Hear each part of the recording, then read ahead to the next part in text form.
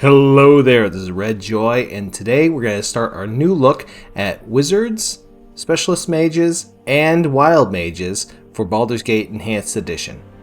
By the way, I am going to just let you know right up front that I will interchangeably use the term Wizard and Mage.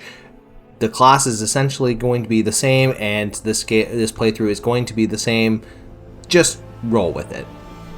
Now, a Mage is the clearest and the easiest form of arcane spellcaster to use in Baldur's Gate Enhanced Edition. They have a lot of abilities. They can interchange between different spells that they want to use. You can go around and learn all sorts of new spells and get a little bit of experience for doing so. And they are known for using a huge amount of spell power when they can cast their spells. They're not going to be known for their physical strength. They're not going to be in the front lines unless things have gone very, very, very wrong. But they have the potential to do a huge amount of damage, have a great amount of tankiness, and have a great amount of utility outside of combat. Okay, sure, at level 1, you need to get past the I only have 6 HP and a stiff fart can blow me away stage of the game. But once you get past that stage, then the world is your oyster. You can do a huge amount of things as a mage, and you'll be one of the most powerful characters in your party. Now, there are spells that are certainly better to take than other spells, and there are lots of great guides out there that talk about which spells are good and which spells are not. This video is not meant for that. It's just basically how to play the class. I do have a list of my favorite spells, and I have an entire guide series for that, and I will make sure I have that link below, and I'll put that link at the end of the video. So mages learn their spells from scrolls. They'll go around the world, they'll find scrolls all over the place, and they take a scroll and it will have a little icon at the bottom saying, if I want to learn this spell, and I will put it into my spell book and I can use it for later memorizations. Now, it is a limit to their initial availability of spells. However, due to the fact that you can get a little bit of experience in getting new spells and you can narrow down your spell list to be exactly what you need, it actually allows for the mage to really specialize in how they want to form. With their spells learned, then the spell process is very similar to a cleric or a druid. They will have a certain number of spots available for casting certain spells every single day. They choose what spells are going to go in those slots, and they can make those preparations. They need to rest any time that they want to cast those spells, but once they're fully rested, they can cast the spells that are available with the certain slots. So you can do things like if you have level 2 spells and you have 4 level 2 spots, you can have 2 dedicated to mirror image, 1 dedicated to web, and 1 dedicated to invisibility, 3 of my favorite level 2 spells, and you can have those ready to go at a moment's notice in combat or out of combat when you're trying to avoid things. Now, as a final note, if you have a wizard in your party, be prepared to rest a lot, especially if you're actually going to be using your spells. Wizards have no alignment restrictions. You can be any alignment that you want to be. So for ability scores, the big one that you want to use for mages is intelligence. You want to get this up to 18. You want to do this for 2 big reasons. One is it maximizes your chance to learn new spells or to record spells in your spell book. And the second is to maximize the maximum number of spells you can have each level. Next, you want to build up your dexterity all the way to 18. There's really no reason not to.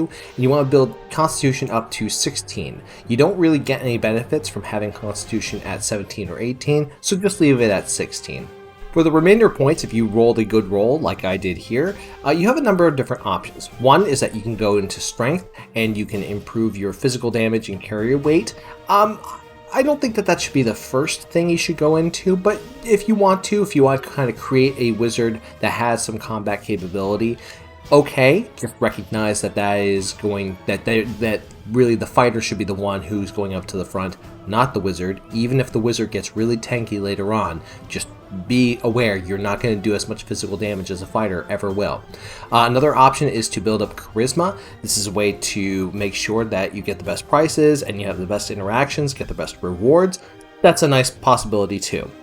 A third option is to go into Wisdom. Now, Wisdom is really good for a wizard for a couple of reasons. One is it maximizes your points for going into lore. Lore is based off of both intelligence and wisdom, and wizards get a good amount of lore points if they put points into both. And since you're naturally already inclined to put points into intelligence, there's really no harm in putting points into wisdom as well. The other big reason why it's important to raise up wisdom for at least some builds of wizard is with the level 9 spell Wish, it's going to be based off of their wisdom score. So for example, if you had a wisdom score of 18, you're going to get the best chances to get the best wishes for Wish. And I will tell you that Wish is a very powerful spell. It can be a little bit random, and I have to confess I don't use it nearly as much as I should, but if you have a high wisdom score, you are going to look at being a very, very powerful caster once you hit level 9, because you replenish your spells instantly, you can replenish your group instantly, you can make sure that your enemies are severely crippled, you can cripple everybody on the field, you can renew the fight, you can do a whole bunch of crazy reality-breaking things with Wish, and you get the best results when you have a high wisdom score in order to negotiate with the genie that gets you your wish. But the big thing to note is the fact that if you have a fair number of points left over, you have different ways of building your character. One important thing to note too is that wisdom is a very key attribute for mages specifically, and for not many other classes. Bards, I guess, because they have to also rely on the same values for intelligence score. But if you're going to be multi-classing into a mage, then you want to make sure that you have your intelligence at 17 or 18 in order to maximize their ability as either a fighter mage, a thief mage, or a cleric mage. Now for weapon proficiencies, you're not going to have a huge number of weapons, and that's fine. That's not the purpose of a mage. The purpose of a mage is to get in the back and to cast spells remotely.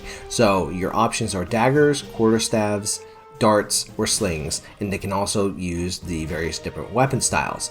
I know a lot of people will go to staves because they're the stereotypical wizard has his staff. I actually don't recommend that. I recommend going with daggers because you have the flexibility of either going melee with a dagger right in your hand or using throwing daggers.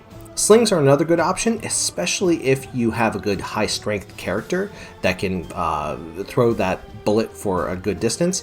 Darts are interesting in the fact that you get a lot of attacks per round, but the damage is so low that it might not be worth it.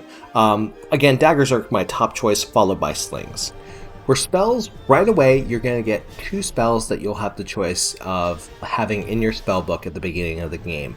I've done a fair number of videos regarding what my favorite spells are for each level, so I'm not going to go into here which ones are your favorite, but one thing I would recommend doing is I would recommend choosing spells that you can get fairly early on the game. What I mean is within chapters 1 or 2. If you, for example, come across, if you proceed a little bit into the game, you're gonna find you can find an armor spell right in Candlekeep. You can also find an Identify scroll right in Candlekeep. At the Friendly Arm Inn, you can get a Magic Missile scroll. So you want to maybe avoid those spells if you know that you'll be able to get them early on in the game. But really, the world is your oyster as far as what you want to be able to get and use right away. A couple of good suggestions for early on. Protection for Petrification is a good spell for getting some early game experience points. If you've seen any of my playthroughs, you know why. I also could recommend getting Sleep. Sleep is a good spell that is good for knocking out opponents, and even opponents that you wouldn't think you can knock out. You can knock out opponents, very powerful opponents, using Sleep early on in the game. Blindness is very good because it can carry you through all the way through Baldur's Gate 2 and kind of cripple a character from being able to act against you. And then Spook is also quite good. That's a good spell that can scale up as you get more powerful. Those are just some suggestions of early game spells. They're not even some of my favorites, but they are spells that if you grab them right away, they're rather good. One spell that's also quite essential, and I can't believe I didn't realize this and I didn't mention this right away, is Find Familiar. The reason why you want to get Find Familiar is not because you're only going to cast it once. And when you cast it, you will take your familiar and just put them in your inventory, right? You can use the familiar if you want to, but if you put them in your inventory, you'll get additional HP, you'll get benefits that help out your character throughout the rest of the game. So Find Familiar is also a really good spell to choose right away, even though you're only going to be casting it once. Now's a great time to talk about the various kits that you get for mages. Now, mages have one official kit, but then they have specializations of mages that act as a ton of additional kits. So let's go ahead and take a look through all of those various specialist mages, and then we'll take a look at their unique kit, the Wild Mage. The key to understanding these specialist mages is to understand that every single spell you cast in the game comes from a particular school of magic. These particular schools of magic encompass what the spell will do in the reality of the world. For example, if you are summoning a fireball, that's different from controlling an opponent's mind, which is different from summoning a bunch of goblins, which is different from turning your skin to stone. There's a lot of different things that spells do, and these schools reflect on what you're doing to reality. So as an option, you can have your mage or your wizard be a specialist in one of those particular schools. Specialist mages get an extra bonus spell to use per day, so a bonus spell slot to use per day. They get a bonus in learning spells from that particular school. They get a bonus in using spells from that particular school, and they get a bonus in resisting spells that are used against them from that particular school. Two downsides to specializing is, one is it makes it harder to learn spells from other schools, all other schools, and then each school has an opposition school that the specialist mage is prohibited from using. And I'll go through what the opposition schools are for each of the specialist mages. An Abjurer is going to specialize in protection magics, but their opposition school is going to be alteration. A Conjurer's specialty is going to be in summoning things or creatures. Their opposition is going to be divination. A Diviner is a specialist who specializes in detection and figuring out the future, but their opposition school is conjuration. An Enchanter is a specialist who focuses on altering the minds and physical stats of their opponents, of different characters, but their opposition school is going to be invocation. An illusionist is going to be a mage that specializes in altering the senses and forming illusions. Their opposition school is going to be necromancy. An invoker is a mage who specializes in the manipulation of raw and elemental energies, things like fireball and lightning bolt, but their opposition is going to be the enchanter.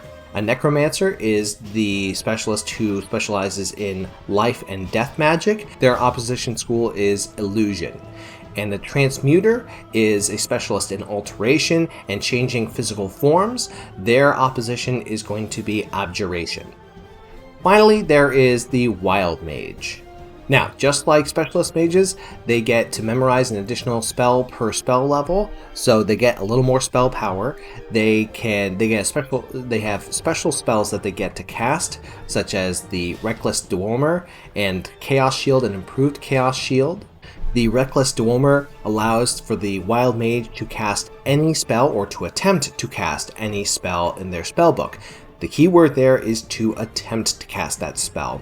When the wild mage casts this spell, they will be rolling on a Wild Surge table. The Wild Surge table is a roll of a 1d100, and the goal of the wild mage is to roll low. You want to roll under the level of the wild mage. So if you're a level 1 wild mage and you're casting the Reckless Dweomer, you want to, on the Wild Surge table, roll low. If you get under your spell level, under your level of casting, then the spell that you choose gets to go off. If you roll higher, then it's somewhere along the Wild Surge table, and it truly can be chaotic.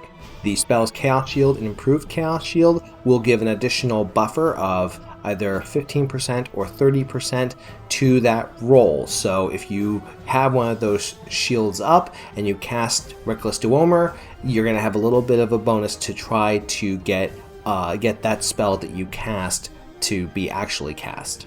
The Wild Surge table is completely random. A Wild Mage who fails that roll might get a massive change in their color. They might change their gender. They might get buckets of random gold. They might have all of their gold taken away. They might have to run away from a falling cow from the sky. They might summon a demon. They might turn themselves to stone. There's a whole bunch of different things that a Wild Mage can do to themselves and to their party, and sometimes it's a barrel of laughs, and other times it's really bad. In addition, a fun fact is that if you have any spell that you cast, has a chance of a 1 in 20 chance of getting a Wild Surge. So maybe you're not even casting Reckless Duomer, but you might still get Wild Surges from time to time. So that's kind of neat. In addition to this random occurrence of a Wild Surge, they have two other impacts that could potentially impact them. One is something called Ore Cleansing, which rapidly speeds up the casting from one spell to the next. The other is a random increase or decrease of their spellcaster level. So you might have that fireball that's cast, and if you have a level 5 caster cast it and your spell level got increased by 5 levels, that'll hit with the same level as a level 10 caster. So that's not bad, but it also could go the other way too. So I'm not gonna lie, I've been rather harsh on Wild Mages in the past.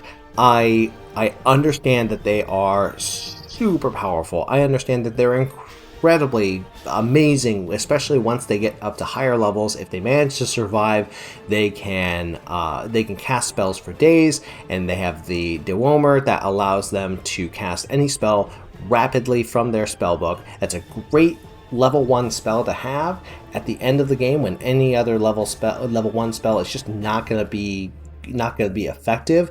And being able to cast things like Time Stop, Wish over and over and over again means that they're going to have the ability to just cast spells for days rapid fire. It makes them a very powerful spellcaster if you get up to that level.